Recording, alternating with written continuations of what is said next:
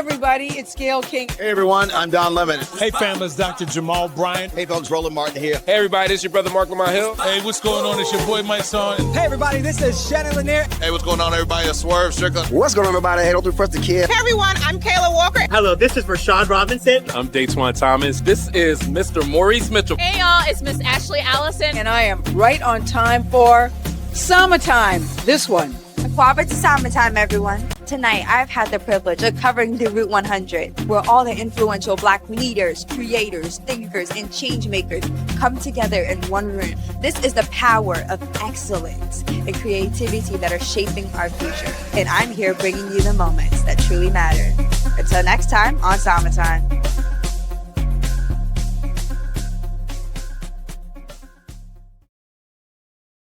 Miss Tamara, I do not know if you remember me, but What? How are you? I'm good. How are you? I wanted to say You hi. look so beautiful. Thank you. You look awesome too. I just wanted to say hi and say it's such a pleasure seeing you again. Gosh, you look amazing. Thank you so And much. you're killing it. Thank you. I'm small fry for you now. You're the superstar. You're big to me. I want to Tonight, I am here with the one woman that has brought out the room and is able to make this beautiful, beautiful event. Miss Ashley Allison, how are you doing today? I'm great. How are you? I'm doing amazing. Now, what was the experience like for you buying out the route, and what is one thing that you hope that my generation and the future generations can see from the new route? So buying the route was a once in a lifetime opportunity. It was hard, it was fast, it was intense. But what I want your generation to know is that you can do more than I've done. And I expect you to do it. If you're already here on the red carpet, girl, you better watch out. You're about to lap me. Why the route? The route has played such a critical role in my life. I used to study people that were on the Route 100, and I actually followed a lot of them in their career footsteps. So I learned about the job I eventually had at the White House from the Route 100. So it has been a part of my story. I learned about politics from the Route 100, and I just feel honored to be a part of its story now.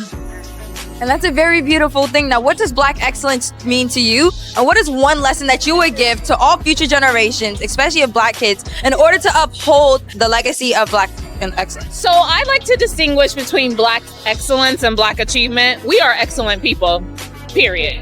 We don't need a list to tell us we're excellent. Mm-hmm. Black achievement is when you are the best at what you do and you work hard. So I think the Route 100 is a list of Black achievement because Black people in and of its our own being are excellent. How are you?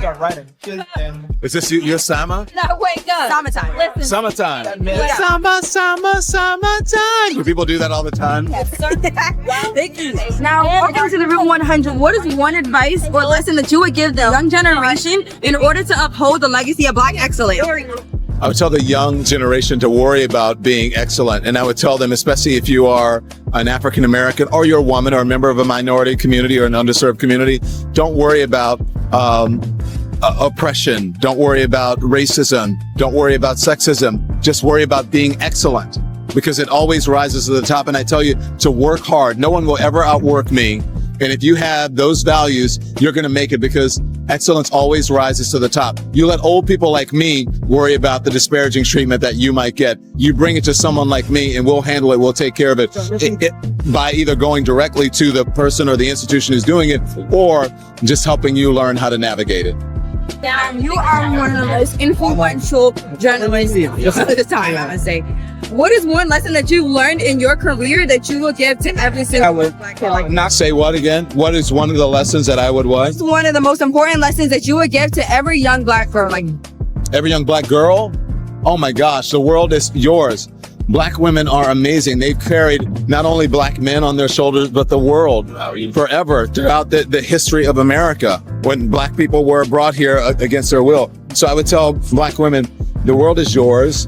You are beauty, joy, excellence, evolution, progress, and you deserve to be treated as such, and then that you deserve to be protected, and everyone should protect you, especially Black men. That's what I would say. Why is it so important to have journalists like you who are able to tell the stories of our people? Because our stories are either not told, and when they're told, they're often told wrong. They're often wrongly told, and I think it's important for us to be able to tell our own stories. And the only way we can do that is if we have our own autonomy, and that we can write the script. The person who writes the first draft, which is a story, writes the first draft of history, and that's the one that gets repeated. So it's important for us to be able to write that first draft. Sir, now I'm Ghanaian. Can I teach you one word from Ghana, West Africa? Yeah. Medasi, which means thank you. So Medasi for your time. Medasi for your time. All right, Mr. Martin, you have built one of the biggest Black-owned media platforms in all of the world. Why is it so important for media ownership for our community right now? Well, if you look at how we got to this point, it was because of ownership. So the first Black newspaper was Freedom's Journal, March 16, 1827. And in the third paragraph, they said, "We wish to plead our own cause. Too long have others spoken for us." And that's the thing. When you own, you control the narrative. You're not asking permission. And that's really how we have to look at this. That's why ownership matters. You're not having to explain to a white editor why I need to do this. You're not having to ask permission. You're not having to convince. And that to me is the most important thing. What does Black excellence mean to you? And what lesson or advice would you give the next generation in order to uphold the legacy of Black excellence? Black excellence for me means to be authentic to what the ancestors laid before us, and to pick up that torch and not extinguish it. What the next generation has to focus on is to know the history in order for you to be able to make new history. Now, Pastor Jamal Bryant, Yes. you are such a staple to the community. Why is it so important to advocate for our rights and tell our stories, especially from a pastor's perspective? Because there's so much in the culture that's trying to erase our history and push us backwards, that we've got to continue to push forward. What's amazing is we're just fighting to maintain where we are, but we need a whole lot more energy to push us into the future. Yes, sir. How would you describe Black excellence, and why is it so important to uphold it?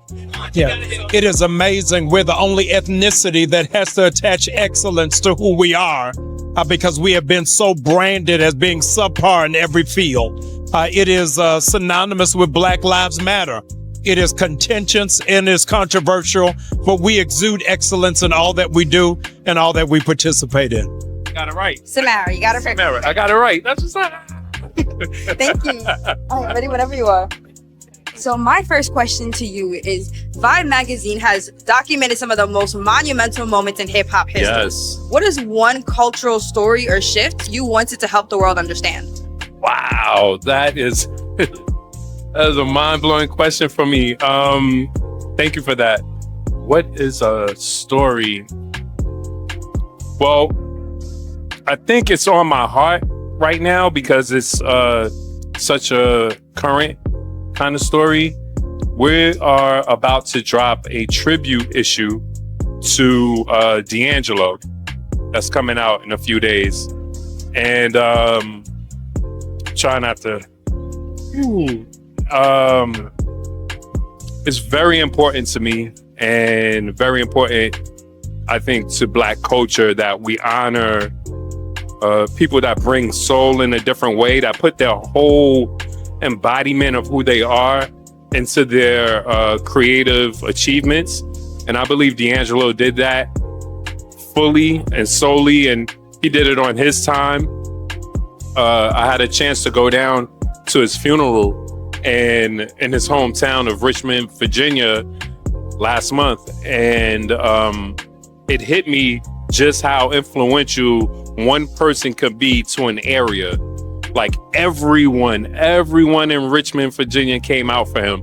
And that's just one town, but he's a international artist that influenced so many. So I think people can grab something from this story about their own journey and what it's like to sit within yourself, and everybody's rushing you. Put out more music, put out more music. He was like, nope, I'm gonna wait 14 years. Nope. And he did it on his time, and he did it with intent to help people. And he was very, very intent, like The Root, in saying that he was a Black artist and he was making Black music. He was very intent on that. And he wanted people to understand this is coming from my culture. This isn't pop music. This isn't your version of soul. This is Black music. And I want it to be known around the world. So I think that's one of the stories right now for me. The next thing that I want the next generation to learn is unity, coming together. I think we wouldn't be here as a people enjoying the root and all of that if we didn't come together as people. This is us coming together, and it looks amazing. You know what I mean? And us coming together, that fueled the civil rights movement. Us coming together makes everything in this world tick, and we give everything flavor. So I would hope the next generation comes together more and don't allow the forward push of technology to forget our souls. Interviewing Miss Gayle King was a dream come true for me.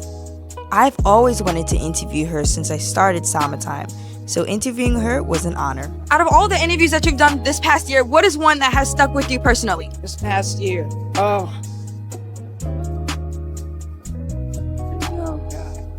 God. You know what was really great was Zanaya Monet, who is the AI singer, because I was very curious about who is she, how does this work? I thought that was very enlightening. Cher was fantastic, but wait till you see Sylvester Stallone.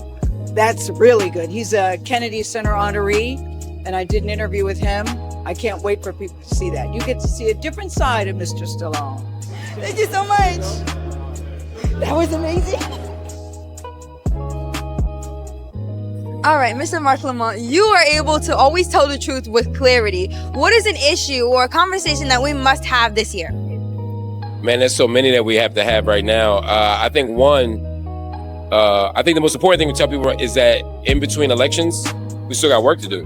So a lot of times people get excited for the presidential elections. Sometimes if there's a mayor or a governor running, or, you know, there's a seat open, we get excited for that. But then we treat that like the Super Bowl, and then like every other year we don't do much. So even when there's no mayor on a ticket or governor or president for sure, we still got to think about how to manage our neighborhoods, our communities. Action isn't just about voting, although voting is necessary. It's also about showing up to meetings. It's also about how we invest our money. It's about how we treat each other. It's about how we deal with our children. It's about how we deal with our schools, etc. So I think the message right now is to stay involved even when there's not an election. But when there is an election, make sure you're involved. Sure. Now, can I teach you one word? Yeah, please. Medasi, which means thank you. So Medasi for this interview. And how do I say you're welcome? Normally you would say Mesu Medasi. Mesu Medasi. Perfect. Hopefully I'll be able to see you in Ghana one time. Hopefully soon. Hey, hi, Mr. Mysong. Welcome to the Route 100. Yes. What is one thing that you would love to tell, like one lesson that you would love to give all young children about how important it is to uphold the legacy of Black excellence? I mean, it's imperative. You know, everything that we do is for the youth, so that we pave the way so that y'all have a way. And, you know, y'all the future. So everything that we do is for y'all. So I'm just saying, continue, carry the torch, carry the mantle, and continue to understand that you come from greatness. Why is it so important to advocate for our people and tell our story? Because nobody else is going to do it. Like my brother Wes Moore says, nobody's coming to save us but us. So we have to be the tellers of our own stories, the tellers of our own truth. What are 3 main things that you would tell a child in order to walk in Black excellence? Walk with your head up, believe in you more than anyone doesn't believe in you, and follow your dreams. My name is Maurice Mitchell. I'm the National Director of the Working Families Party, and I'm a Route 100 honoree. Stand in your integrity, all right? Listen to your spirit, and it will guide you towards your integrity, right? All money is not good money, right? All money is not good money, right? And if you follow your integrity, you will always walk towards your purpose, right? That might mean saying no to things that might be enticing, but when you say no to those things, it makes you available to say yes to your purpose, right? And so I tried to do that my entire life. That brought me from, you know, growing up, going to Howard University, organizing, protesting police brutality, going to Ferguson, helping to build the movement for Black Lives, and now leading a third party from the ground up and helping to elect Zohran Mamdani. So me choosing my integrity has led me all the way to where I am today. 3 lessons. Rigor. Be excellent at something. When you're excellent at something, then people will always find a way towards you through that excellence, right? So there's ways that you could do sort of shortcuts. There's no shortcut that's a real shortcut. Follow all the steps so that you have that excellence, right? That's number 1. Number 2, don't go it alone, right? You could go fast alone, but you'll probably burn yourself out. You could go far with others. Find your crew, link up with your crew, stay with them, stay loyal to them and have them stay loyal to you. You will go far. And number 3, always keep a connection to your community, all right? There is no power, no money, no privilege that is greater than the love of my community. So if you do those 3 things might work out for you. You always everywhere. I try to be. Good to see you. All right. I try to be. How are you? Who is that? I'm here. I'm here. Go right. You already know. It is so good to see this person again. He is amazing. Like, I try to be everywhere. I'm trying. All right. Okay. Interview. All right. How you doing? I'm so hot. I ran. Go next. Let me know. Funny enough, that is my aunt you were just talking to. Oh, no, Jackie O? Yes, that's my aunt. Good people. She is good people. Tell Jackie O, make sure she get me on every carpet. What does Black excellence mean to you? And what is one advice or a lesson that you would give to every young Black child in order to uphold the legacy of Black excellence? Ooh, that's a big one. Black excellence is tonight. Everyone being honored tonight and everyone in the room tonight. People that are doing what they want, following the heart, but also giving back to their community, which is most important. Paying it forward, holding up your brother and sister to go along with you. And probably the advice I would give to other people, help others. Don't just worry about yourself. Don't just be in it for your benefit. Give back, help others, bring others up with you like yourself. Continue to bless other people and you will continue to be blessed. Yes, sir. Now you have transitioned from being a news anchor to an actor. How has that transition been for you? It's been tough because, you know, being a news anchor, you get a check every 2 weeks. Being an actor, you don't know when the next job's coming. But it's been a blessing to be in the Tyler Perry universe and to be able to do national commercials and have the flexibility to just spend time with my family. So it's been exciting. It's been a learning curve, but I'm enjoying every bit of the ride. So what's next for you? What's next? I don't know. Look, I'm really focusing on doing motivational speaking engagements, inspirational talks to people, but also pushing my social media at Mr. Shannon Lanier, and also just being out here in the acting world. It's been a lot of fun. Yes, sir, and I wish you the best of luck. Yes, thank you, thank you. As I must always. Hey. I don't know if you remember the word I taught you, but Madasi, which means thank you. Madasi, which means thank you. Hey. So a lot has been going on this year. What is one of the most important things you believe the culture should learn today? So much has been going on. I think one of the most important things for the culture is to show up. I think the load has been heavy for so many of us to show up and we kind of want to retreat and like, this ain't my work, I'm not doing it, or I just need a break. I think we still need to show up and remember that our joy is important and that we need to rise in that. So while the load may be heavy, things get to be great, we are still great. And so it's important that we show up. Yes, it is. Now, what are some inspiring words or an advice that you would give to the next generation for us to especially grow up in Black excellence? Ooh, I think to show up and carry the legacy of Black excellence, I think, again, showing up, right? And to remember that that path has been blazed for you, but there's still work to do. And so, again, it is important to show up and put in the work, but also know that you can do and be anything you want to do now more than ever. It used to be a little cliche, but now we see that people are really creating and blazing their own paths. And I think that is very important for the new generation to learn and take heed to. Yes, ma'am. I tell everybody, whatever you do today, make sure that you do it great. You never know the eyes that are looking at you. You never know the people that look for you to be motivation, the people that look for you for encouragement, you know what I'm saying? So whatever you do at that moment, make sure that you strive for excellence in that moment, take that opportunity and make sure that you utilize it to the best of your abilities. Summertime. Perfect. Summertime. I love it. Can you please introduce who you are to my wonderful audience and what you do? Sure. Hey, Summertime. I'm Raval Davis. I'm an actress, a host, and a body positive advocate. You can follow me on Instagram and follow the fitness journey, baby. What does Black excellence mean to you? And what advice or lessons would you give to young Black children about why it's so important to uphold Black excellence? Black excellence is... It's a big phrase. And so I never want Black children to feel overwhelmed by it, but to know that they can always rise to the occasion, that it's something that is innate within us as Black people. We always rise to the occasion. Every time I step on set, I have to remind myself, like, girl, God put you in this room. And so that's something that I want us all to remember when we think of Black excellence, is that we're supposed to be here. And walk into the room like, you're supposed to be here. Yeah. Now, what does the Route 100 mean to you? Oh my gosh, this is such an amazing year for the Route 100 because we Black owned, baby, which is so beautiful.